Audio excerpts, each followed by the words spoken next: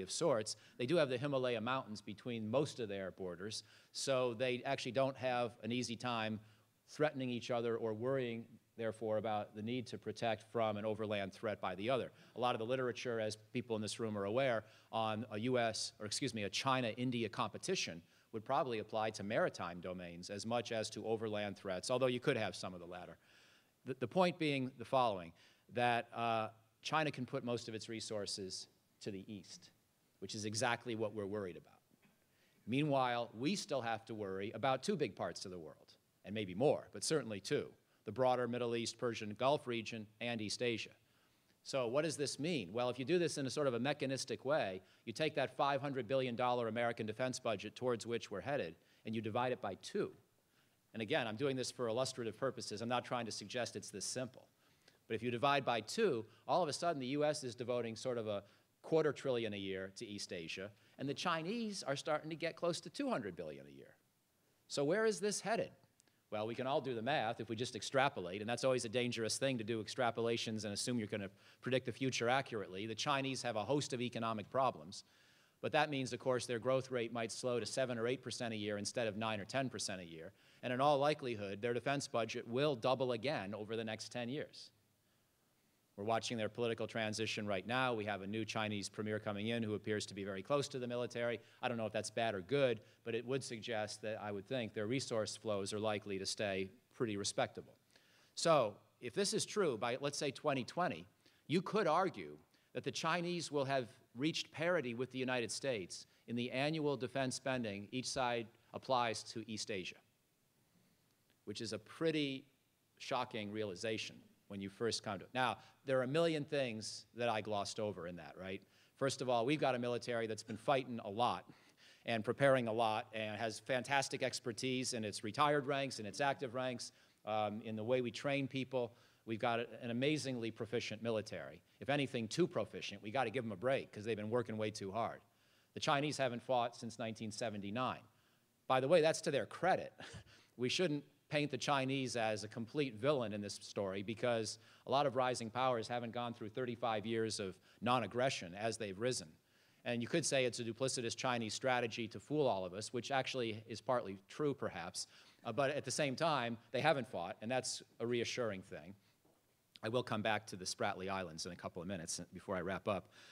But, you know, the other thing, we have the proficiency, but we also have a military that's tired, a country that's tired, and China might read that the wrong way. So, you know, a lot of these data points you can spin one way, spin the other. My overall point is it's getting interesting. And if I can just leave you with that thought on issue number 1, that's good enough. I'm not going to try to say we should increase the defense budget to compensate for China's growth. I'm not going to try to say we should cut it and give up now because things are headed the wrong way. I will just add one more point, since we have such excellent industry expertise in the room and science expertise in the room.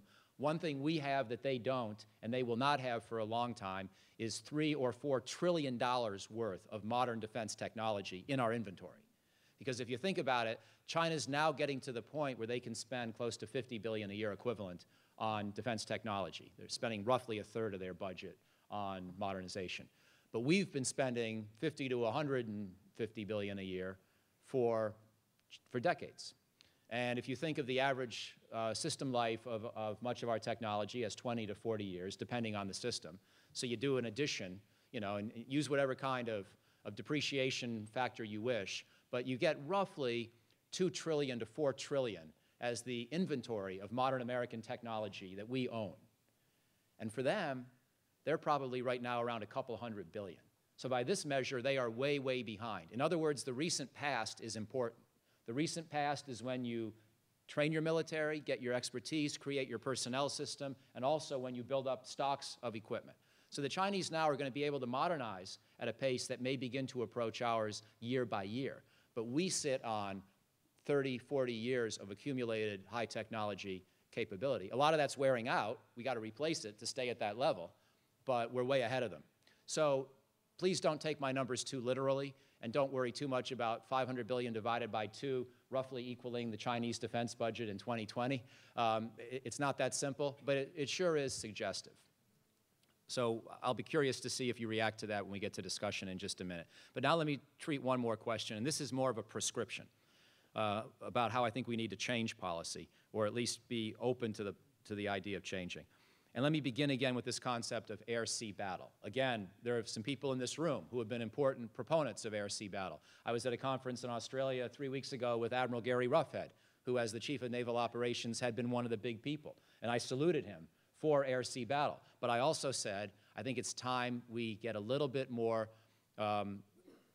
it's time for a second draft of air-sea battle, because there are a few problems with it. It was a good concept. It still is a good concept for motivating new military thinking. But there are a couple of problems with it, and they pertain most importantly to China. Problem number one is it harkens back to the Cold War. It's a direct derivative of the term air-land battle, which, as people in this room know, is the concept we developed in the late 70s and 80s to face off against the Soviets and remind the Soviets that we had better technology, that we could apply a lot of new technologies and a lot of new operational concepts to Europe if they were foolish enough to fight there. And it ultimately presaged some of the successes we had in Operation Desert Storm when we actually did use this technology, but in a different place. But if you're a Chinese scholar or official, and you remember your history, and they do, and you think, oh, now the United States is talking about us and defining a new military doctrine about us, even though they pretend it's not about us. We're not that dumb, so please don't condescend. It's sort of the attitude you get, and they're probably more or less right. Air-sea battle is primarily motivated by China. It's partially motivated by Iran, but I think primarily by China. And they'll say, okay, here the Americans are talking about us the way they talked about the Soviets in the Cold War. And it's not just a temporary thing. This air-sea battle idea is around about 4 years now, and it seems to have quasi-doctrinal status. Now, if you ever talk to somebody in the Navy or the Air Force, they'll say, no, it's not a doctrine, it's certainly not a strategy, it's just a concept. Well, great. If you want to spend enough time in the Pentagon to learn the distinction between strategy, doctrine, and concept, and you really think you can assuage the Chinese concerns with that kind of lexicon and then translate it into Chinese in a way they understand and reassure them, good luck. But what I've been saying to my Air Force and Navy friends, we got to change the terminology. And it doesn't have to drop, I would say something as simple as calling it air-sea operations. It's more all-encompassing. It's not quite as belligerent, to be blunt. It's not quite as kinetic or lethal. It includes cases where we might have to fight very hard, but it's not centered on that as the main emphasis. So I would change the name. But more importantly, I would also make it clear that air-sea battle does not mean early offensive operations against the Chinese homeland in most scenarios. And this is something that may sound axiomatic, and I'm not sure our war plans have it wrong. This is where I get into that part where I can take poetic license because I haven't actually seen the war plan.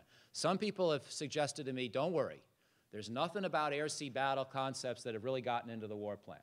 Because if you look at air-sea battle from some of the think tanks that have worked on it, and they've done some nice work, Andy Krepinevich and his friends at the Center for Strategic and Budgetary Assessments, I'd recommend reading this stuff if you haven't. It's very good in developing the concept. But the concept talks about attacking Chinese mobile missile launchers on Chinese territory early in the next conflict so they can't strike our carriers with those same missiles. Now, from a military point of view, it's a very logical thing. You don't want to try to defend against those missiles after they've been fired. But from an escalation control point of view, it is extremely hazardous. And it reflects a possibility that we could be thinking about the next conflict, potentially against China, too much like we've been handling the last conflicts against Iraq and the Taliban, and Kosovo or Serbia, Milosevic. It's a little different this time around. It's a little different kind of enemy, a little deeper strategic domain that enemy can operate from within, a little bigger defense industrial base that enemy can use to rearm once we've made the first shots, perhaps successfully, perhaps not. So we got to be very careful. Same thing with sinking Chinese submarines in their ports. If I were a naval planner, tactically speaking, what I would want to do is sink Chinese submarines before they can even leave their port, if we're in a war. Because if those submarines get out to sea, very hard to find them. And once they shoot at our ships, very hard to avoid those torpedoes or those anti-ship cruise missiles. So there's a military logic to going after these capabilities early. And that's smart, and it's reasonable, and it scares the hell out of me. Because it also means that we could make mistakes. I'm not suggesting anybody in national leadership today would make that mistake, but the potential for either side to escalate too soon because we get drawn into some silly fight over the Senkaku Islands or something like that, and things go wrong for a couple of iterations of escalation, and then we wind up in a more serious situation. The potential is there. So bottom line, and I'll finish on this point, I'm not suggesting that we abandon the possibility of striking Chinese missile launchers on the Chinese homeland or sinking Chinese submarines in their ports. You could imagine situations where we might have to. And it's important that the Chinese realize that if things got bad enough, we probably would.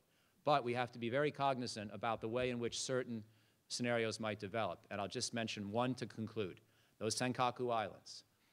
Just a couple of weeks ago, if what I'm hearing is correct, it was the Japanese who had to call off a US-Japan exercise that was hypothetically going to liberate one of those islands from a Chinese occupation force that had just taken it. Now, you could say, okay, it's an exercise, just developing a bunch of capabilities, and it's good for the Chinese not to get any crazy ideas, so we're just deterring them. But if the Chinese are stupid enough to put a couple of platoons of forces on the Senkaku Islands, my reaction would not be to want to go liberate those, any more than I would have wanted to retaliate against the North Koreans for sinking the Chonan, which very wisely we did not do. Instead, we responded in a way that hurt North Korea economically more than any sinking of the Chonan could have benefited them militarily. And we got to be able to think in those terms vis-a-vis the Chinese. Now that raises the possibility that any kind of sanctions we apply may hurt us just as much as it hurts the Chinese. But that's still better than the risk of World War III. So I'm being a little bit provocative to finish, but let me do so on that note. I think there's a lot to think about in this U.S.-China relationship. Obviously, this is not the end of a conversation, it's the beginning of a conversation, so I look forward to your reactions. Thanks.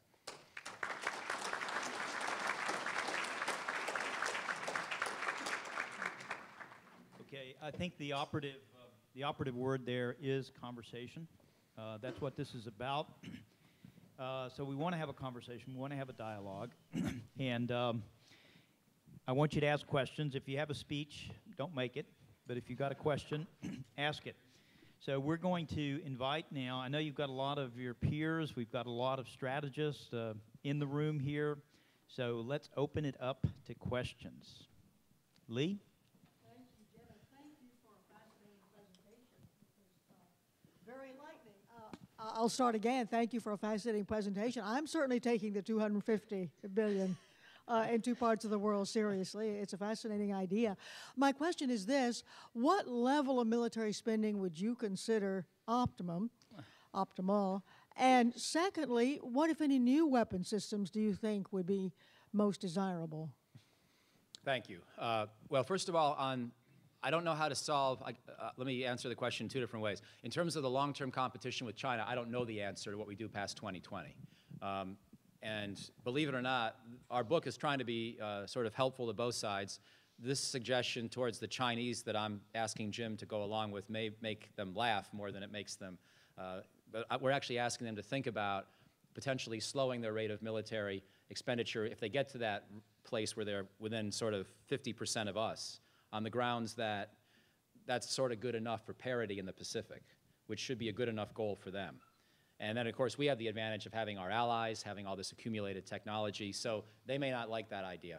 But I'm hoping we can at least provoke some thought. There are other places where we call on the United States for some more restraint. But in the short term, as I said, as I mentioned very briefly in passing, I think we can make maybe another $100 billion in cuts over 10 years, above and beyond what Obama has proposed. And I'll just give you maybe one example, although I do it with trepidation with a couple of my favorite generals in the room. But I think that right now the Army and Marine Corps are slated to stay a little larger than they were in the 1990s. And I think they could actually be a little smaller than they were in the 1990s. Not dramatically so. But in the absence of an overland threat by Iraq to its neighbors, which I think Iraq could be problematic in a lot of ways, but it's much less likely to present that overland threat, the Middle East is becoming more of a special forces, maritime, space, missile defense kind of domain. I'm not suggesting ground forces are unimportant or irrelevant, especially with Syria and Yemen and Libya in turmoil. But I do think that we can afford to go a little below 1990s era ground force levels. That's just one example of how I would make some additional defense cuts. But let me underscore one thing. To me, this only makes sense if the rest of the budget is brought into the conversation, because my interest in cutting the Army and Marine Corps a little bit more is not because I think they're going to be too big. I would rather have them be a little too big. It's because our deficit, like Admiral Mullen used to say, has become a national security issue. And trillion-dollar deficits are not consistent with our long-term national power or security. And I see nothing about the first week after the election that makes me think it's going to be easy to resolve this deficit impasse without including every single part of the budget.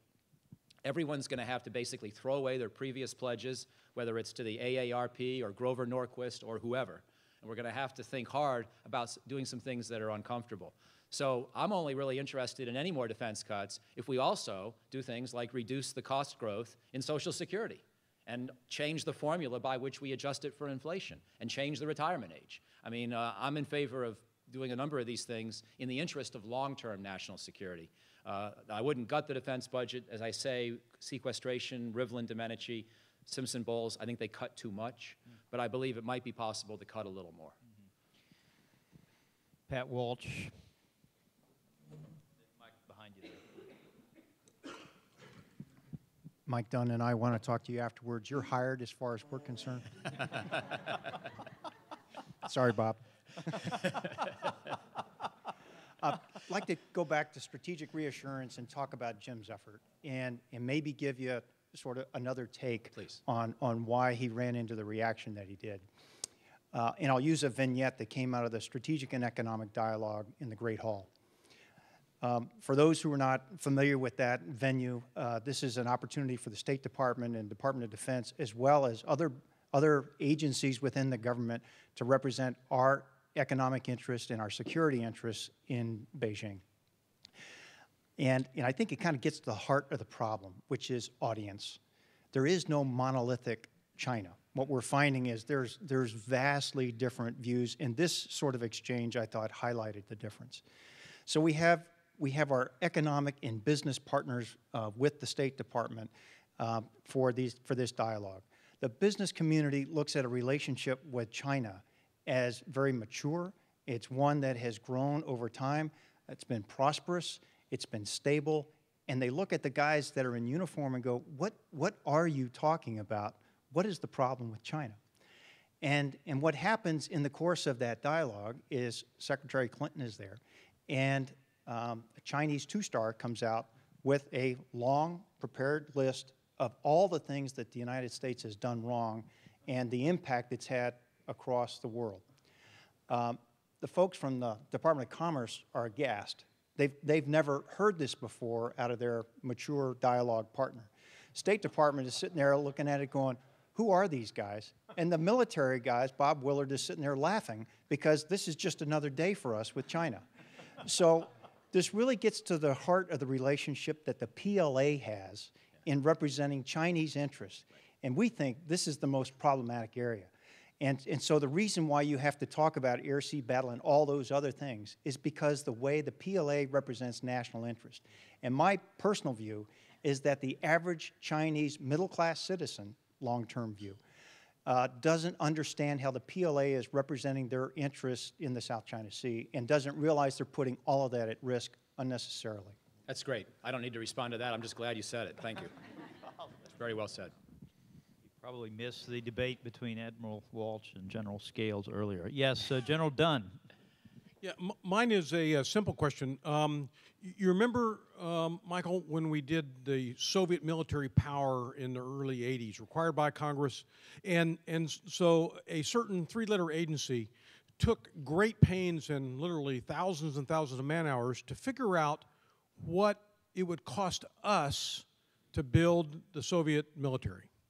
Have you given any consideration, instead of using Chinese numbers and futzing for purchasing power parity, et cetera, instead going through the exercise and advocating for figuring out what a battalion in the Chinese military cost pay, what we would pay for it in terms of medical care, retirement pay, et cetera, and then compare the numbers sideways to see if they're how really close or not close they are? Thank you, General. That's a very good point, and I think I think that, well, the short answer is I have not done it, but I have looked at several, and I know you have too, several of the different methodologies. And purchasing power parity is in some sense, attempting to get at this, although it may not do it as well as you'd like. But as you know, the estimates wind up being anywhere from 110 billion to 250. I gave a more narrow range.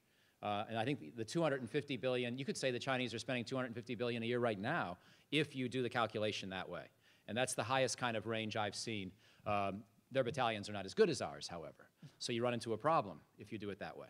And that's part of why, in the end, I would say that a methodology has to sort of, it's complicated, also with their defense industry. Their defense industry is not as good as our defense industry. On the other hand, they don't have as many union problems as our defense industry might. So how do you score all that out? You know, and I'm kidding, but I'm serious, and I know you appreciate the complexity of the point as well, that you don't want to just say, well, you know, the Chinese are churning all this stuff out, and let's give them a lot of credit for that and assume that they're basically turning out stuff that's as good as the Raytheon and Lockheed workers of North Texas, because it's not as good. Now, it's getting better, but it's not as good. So if you do the purchasing power parity to the extreme and you basically treat a Chinese factory worker, you know, as the qualitative equivalent of an American worker, then you've gone too far. So I just think that the methodologies I've seen try to wrestle with this dilemma, that China's quality overall is less, but its economies and efficiencies are more, and that pulls and pushes in two different directions. Bottom line is, I think that, I'm glad you raised it because it underscores the uncertainty in all these calculations. You know, I mean, I mentioned a lot of reasons why you shouldn't take my calculation too seriously a few minutes ago, and this is one more good reason. Yes, right here on the front table. Hello, my name is Meredith Walker. I'm an economist and longtime China observer. So thank you very much for focusing your energies on this very important relationship so misunderstood. My question focuses on strategic reassurance in the area of cybersecurity between the U.S. and China. Last year, I attended the East-West Institute Worldwide Cybersecurity Summit in London. We had 45 countries represented.